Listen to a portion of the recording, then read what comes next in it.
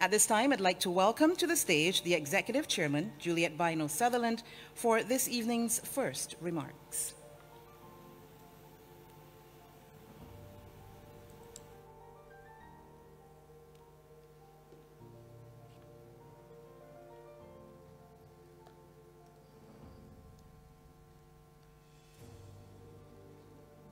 Thank you. Madam President, Dame Sandra Mason, Acting Prime Minister, Honorable Santia Bradshaw, Minister of Housing, Lands and Maintenance, Honorable Dwight Sutherland, Minister of State in the Ministry of Health and Wellness, Dr. the Honorable Sonia Brown, members of the Board of Directors of Queen Elizabeth Hospital, past and present, Dr. the Most Honorable Corey Ford, Chief Operations Officers, Executive Directors, distinguished awardees, specially invited guests, ladies and gentlemen, good evening. On behalf of the Board of Queen Elizabeth Hospital, welcome to our Gold Award ceremony. You have now become a part of our journey. Let me begin with a warm and very special QEH welcome to no stranger to our hospital, Her Excellency Dame Sandra Mason, President of our nation, who has agreed to be patron of this event. Dame Sandra, your presence has elevated this staff recognition event to another level, as your stamp of approval sends a clear signal of national importance of the Queen Elizabeth Hospital and the staff who make a difference every single day. Acting Prime Minister, Honorable Santia Bradshaw, we know how demanding your role is and what limited spare time you have. On behalf of our Minister of Health, Ian Gooding-Edgehill, who is currently attending meetings overseas, I would like to extend his special appreciation.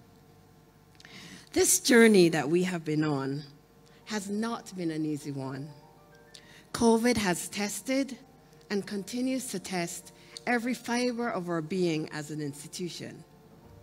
Over the next 2 hours, we will share with you the behind-the-scenes story of the men and women of Martindale's Road.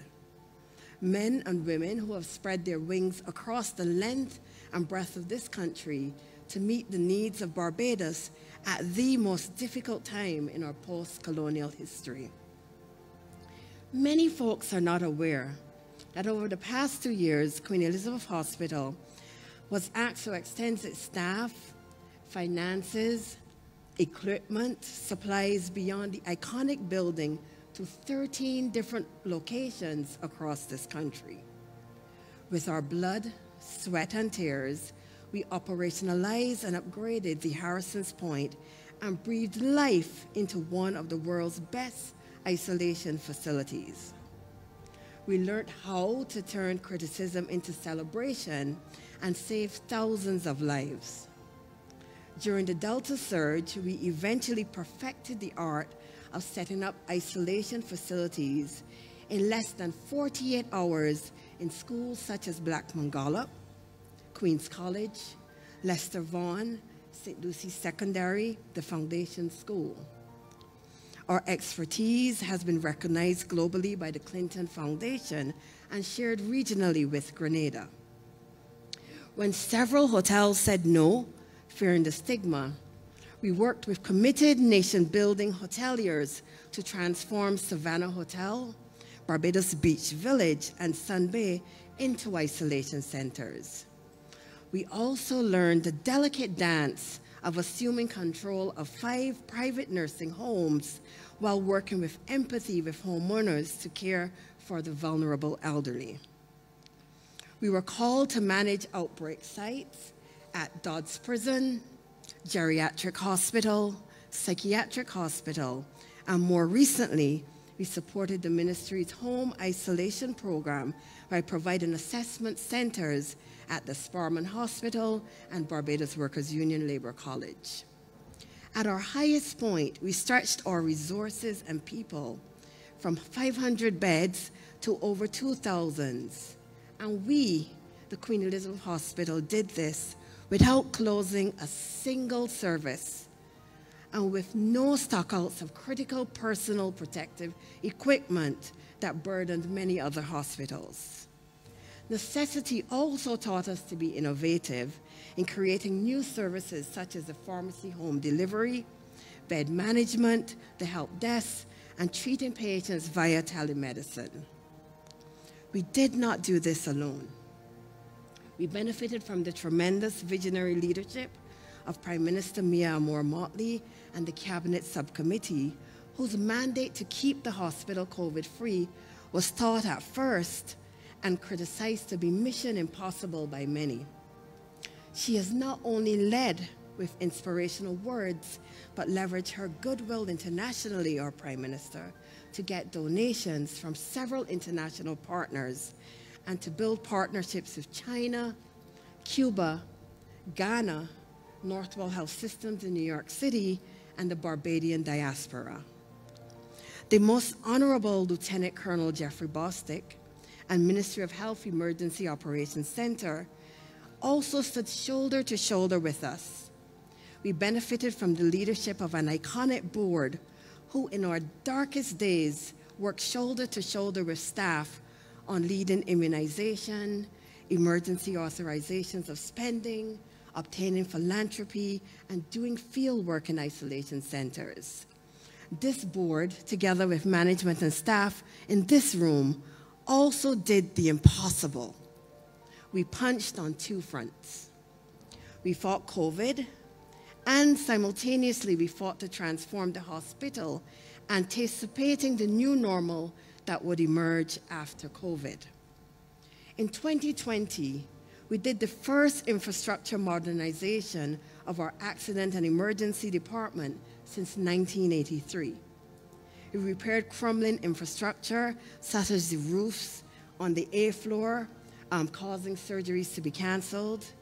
We knew we needed bed, and we brought back online A3 and B8. We were discharging patients only to see them return very quickly, and we launched a one-in-the-kind community health worker program, which follows 1,000 QEH patients into the community. During COVID, we developed a CapEx plan and purchased $18 million in new equipment for our theaters and clinical services, ending delays in key areas of surgery such as ENT and neurosurgery.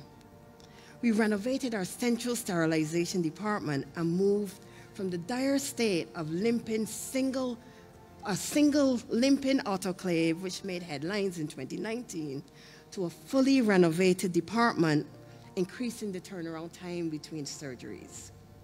We have been working outside on a systematic upgrade of our infrastructure by painting the exterior and investing more in facility maintenance. We in this room, we did this. We fought COVID, and despite staff shortages, kept faith with the mission of ensuring our hospital and ambulance service was not decimated by COVID. United, we did this.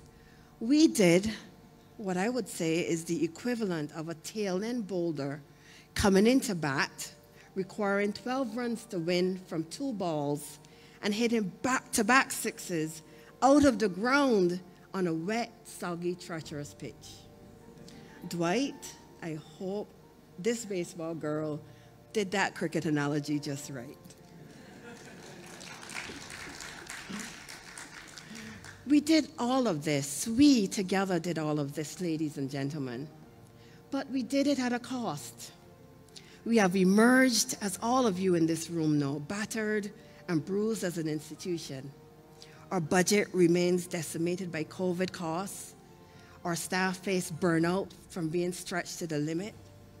There has been no time for Queen Elizabeth Hospital to pause and regroup.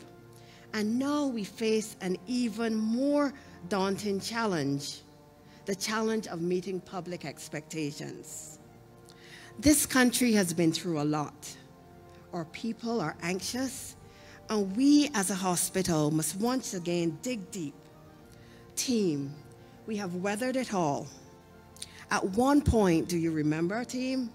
Queen Elizabeth Hospital was dealing with the COVID-19 pandemic, the volcanic ash, Hurricane Elsa.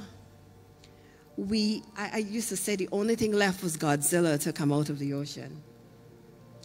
We stand ready to face the latest emergent threat, and that is the tsunami of public expectation.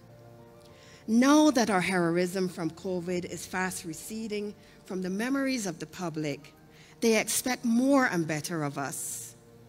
Staff, I do hear you.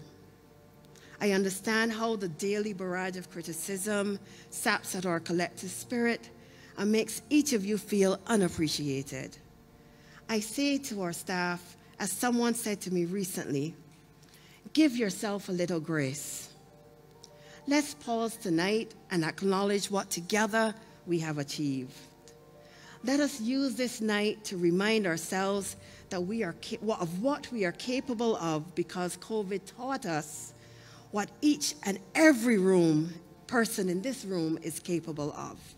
I'd like to ask all the staff of the Queen Elizabeth Hospital to stand. Please stand.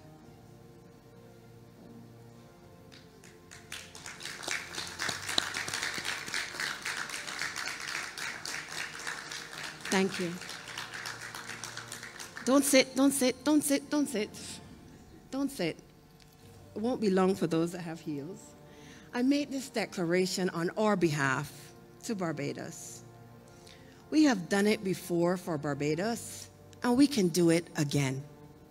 Tonight, we pledge as an institution to make our mission to provide the best patient care for the people of Barbados with our professional skills, our behaviors, our empathy, and our hearts. I remain standing as I use this very public occasion. I usually do this privately, but public this evening, to add my personal thanks to each and every one of you for your support and personal encouragement. All of you represent the best that is Barbados. All of you are capable of doing amazing things. Congratulations. I am so proud of each and every one of you here tonight. So family, let's go and show them what the Queen Elizabeth Hospital is made of. Thank you.